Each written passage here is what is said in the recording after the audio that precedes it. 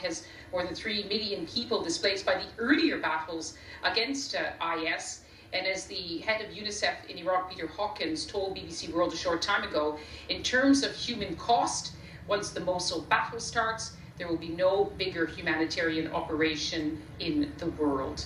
What will be the consequences here in Iraq? In a moment, we're going to speak to 2 young Iraqi students about how they see their future. But first, we were able to travel to northern Iraq, to the latest areas where the Iraqi army has advanced with Iraq's army chief, to see the terrain on the ground and the consequences of it, what it was causing. A gunner on guard, leaving Baghdad and flying north to see the Iraqi military's push towards Mosul. We're traveling with the army chief to see the latest battlefield success against so-called Islamic State. IS's black fires still burn on the horizon, but Iraq's flag flies here now, in ghostly villages.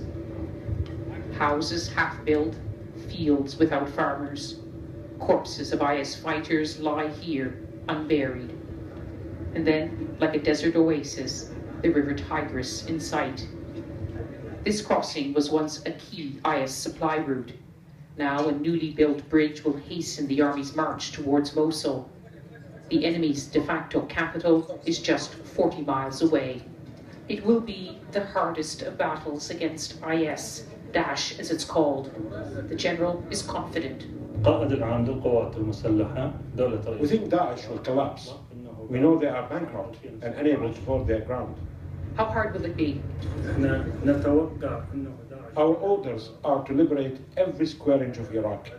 We are determined to eliminate Daesh by the end of the year.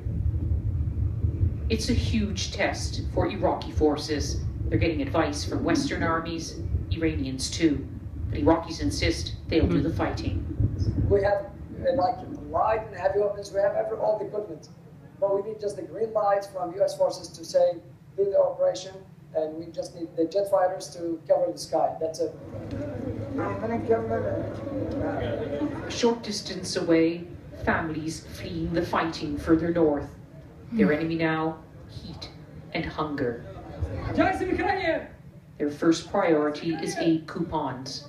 Most have only the clothes they wear. They need everything. 19-year-old Joshim heads his family now, a dozen to care for. It was horrible, he tells me. Daesh kidnapped my father. They destroyed our lives. There's a human cost in the war against the so-called Islamic State, seen as the battle of our time. These people escaped with their lives, but more and more Iraqis are now entering a different kind of hell. And as the campaign for Mosul intensifies, so too will the humanitarian crisis. Iraq is struggling to take back its land, take care of its people. To do that, it needs the world's help. Lise Doucette, BBC News in northern Iraq. The battle against so-called Islamic State is, of course, one of the battles that has been focused on in many capitals, including here in Iraq. But Iraq has many other crises on its mind. That since the war in 2003, it's seen a deterioration in every service here, the schools, the hospitals, and the way of life for so many young Iraqis.